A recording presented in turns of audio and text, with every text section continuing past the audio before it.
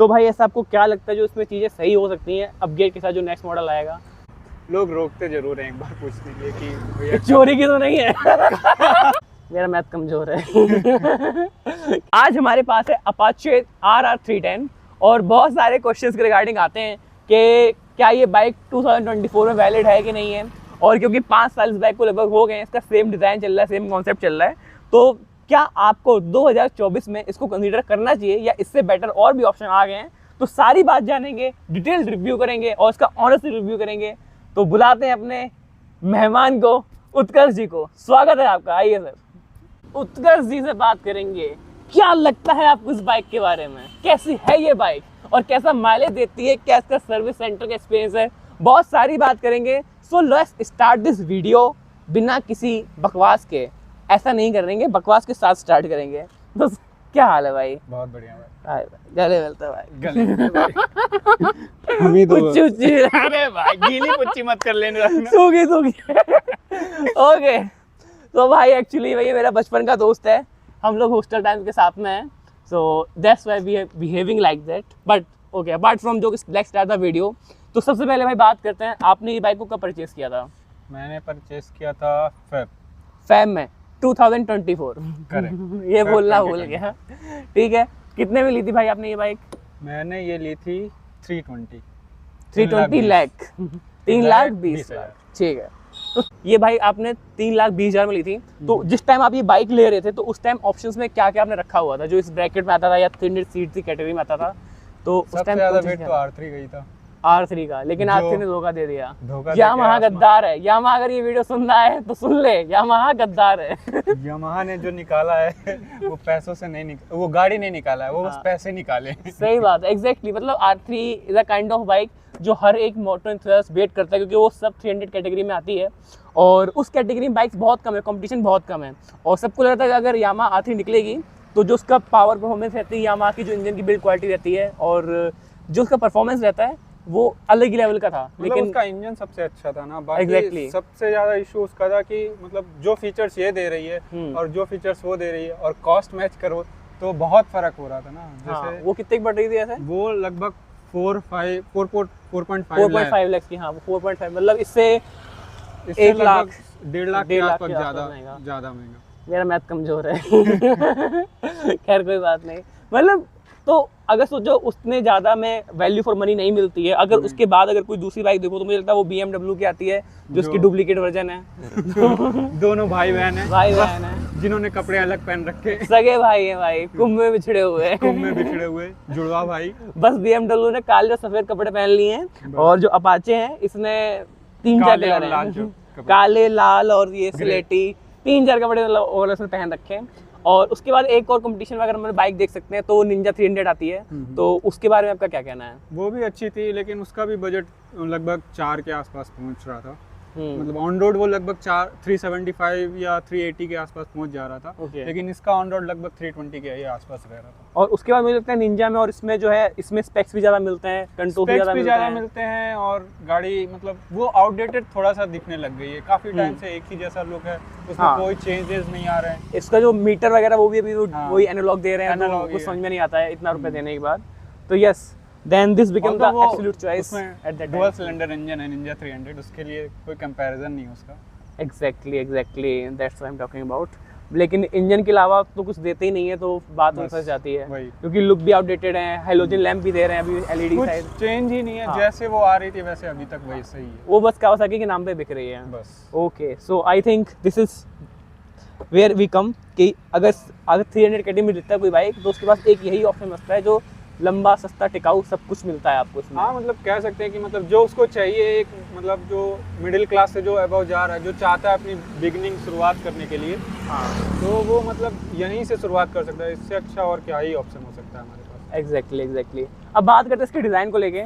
आप जब इसको डिज़ाइन मतलब लेके घूमते हो मोहल्ले पड़ोस में तो कैसे रिएक्शंस आते हैं और आपको पर्सनली इसका डिज़ाइन कैसा लगता है? रिएक्शंस तो बहुत अच्छे आते हैं, मतलब लोग रोकते जरूर हैं एक बार पूछने के लिए कि भैया चोरी की तो नहीं है?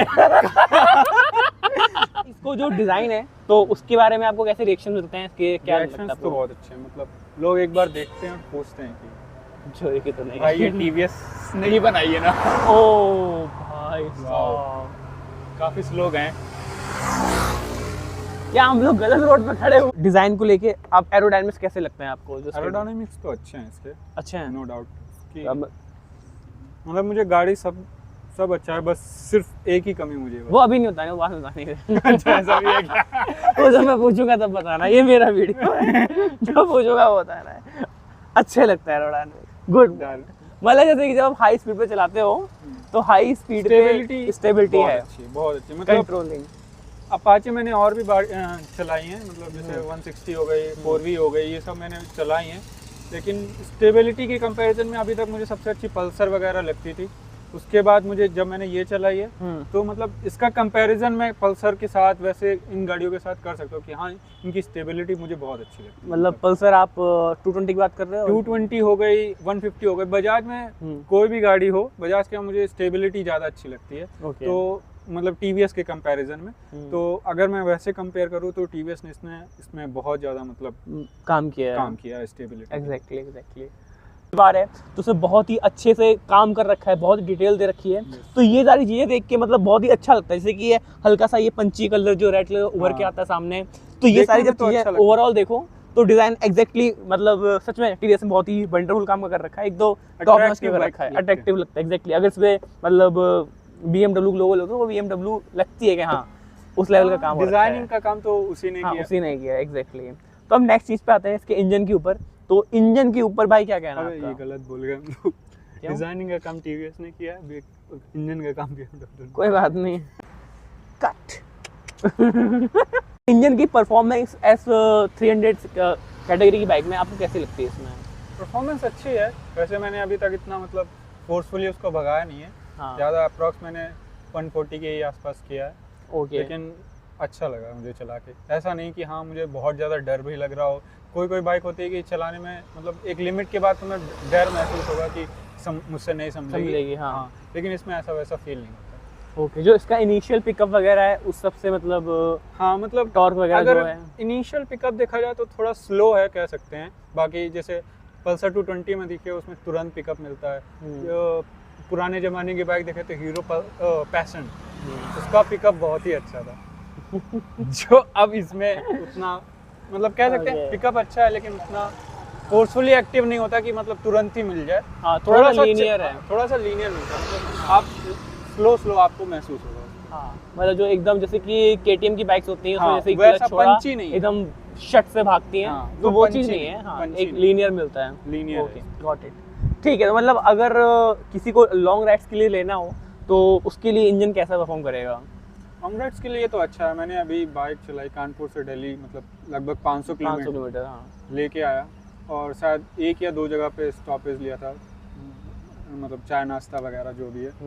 बाकी तो हाँ मतलब थकान वगैरह हुई नहीं हुई, फैटीग हुई, इंजन थोड़ा सा मतलब ऐसा कह सकते हैं कि मुझे आदत भी हो चुकी थी। 2-3 महीने मैंने वहाँ घर पे भी चलाया तो आदत हो चुकी थी। मतलब उसका ये है कि हैबिट अगर आप पे है तो गाड़ी आपको सूट करेगी। अगर आप एकदम स्प्लेंडर चला रहे हैं और अचानक से इस पे आएंगे तो कलाइयों में दर्द, कमर पे दर्द। हाँ, क्योंकि सारा जो वेट है वो अगर हम ऐसे करके बाइक चलाते हैं तो शोल्डर्स पे ही आता है, लगभग 40% तो आता ही है। एग्जैक्टली।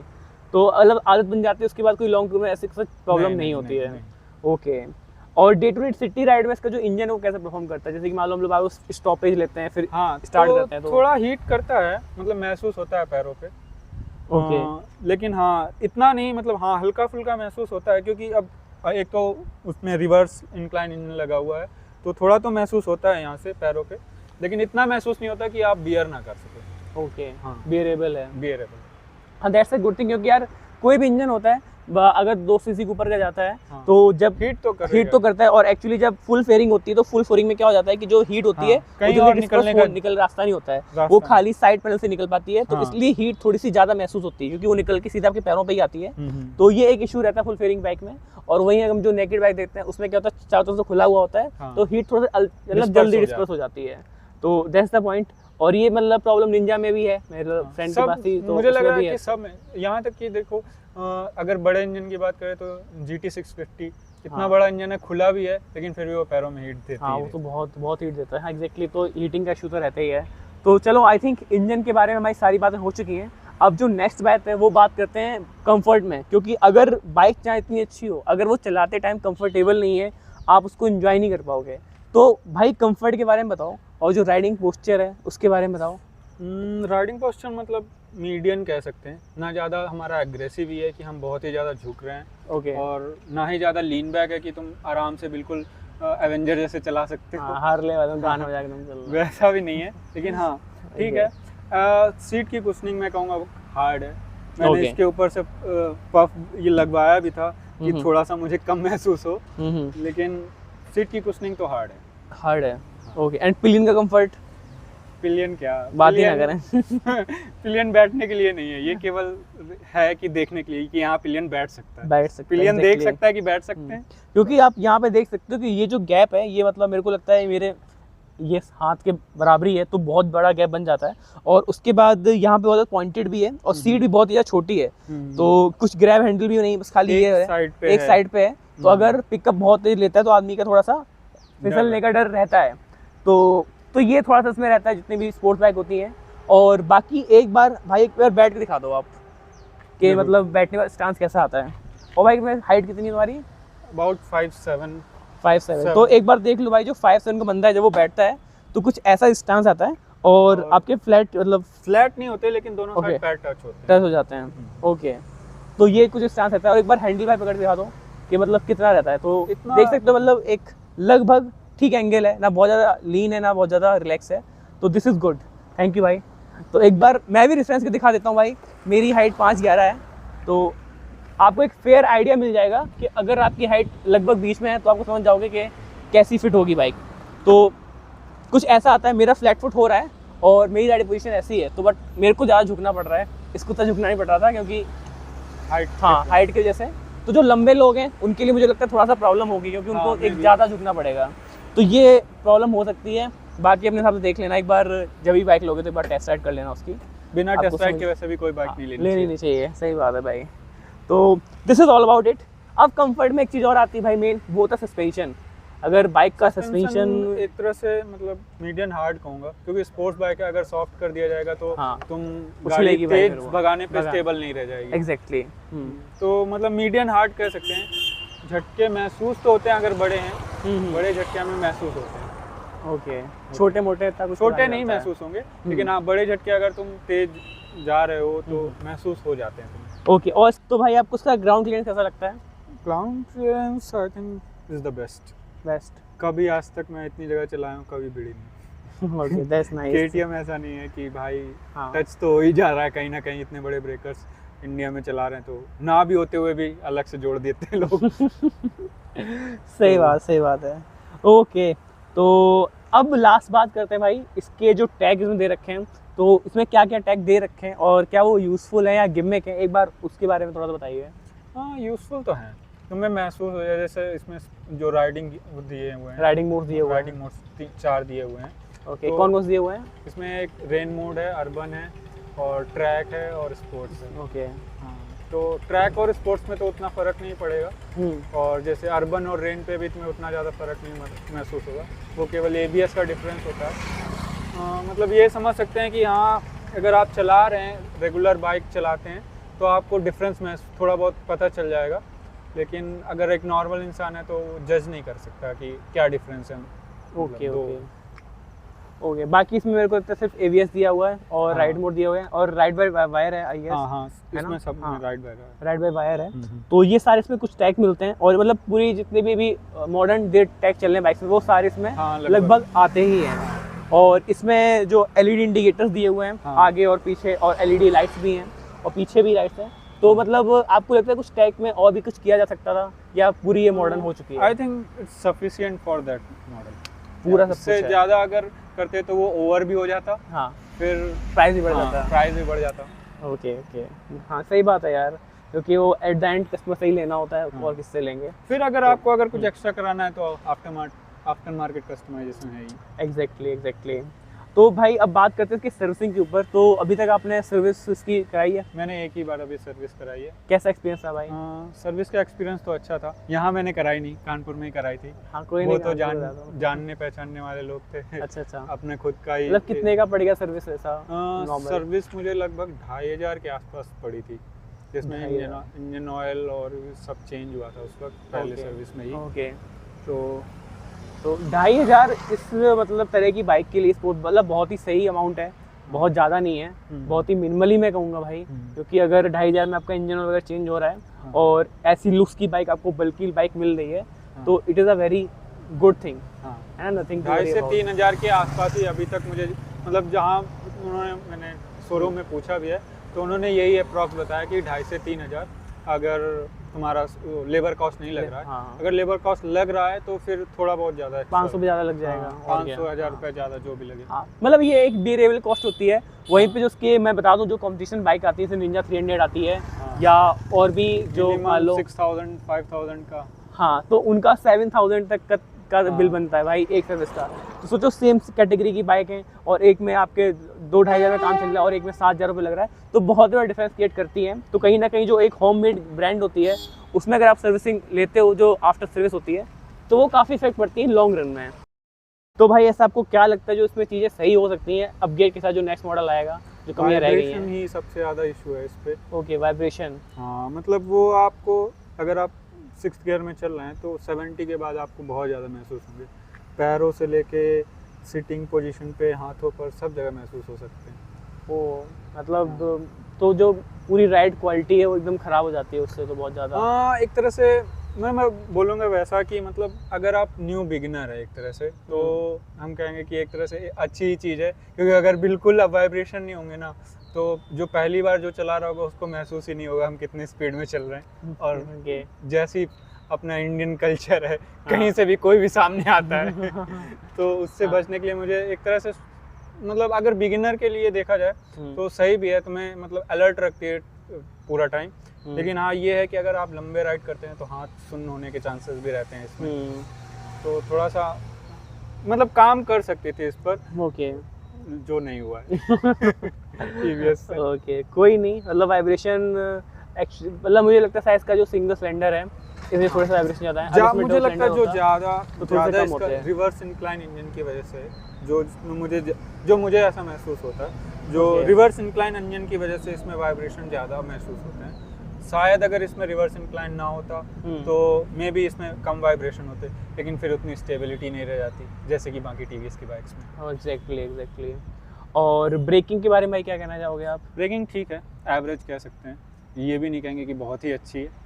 ओके हाँ एवरेज जहाँ रुकना चाहते हैं वहाँ रुक जाती है, बस सही चाहिए। बाइक्स ब्रेक से यही उम्मीद होनी चाहिए कि जहाँ तुम रुकना चाहो रुक लो। ओके और आई थिंक और कोई कंप्लेंट है आपको उसके बाइक से?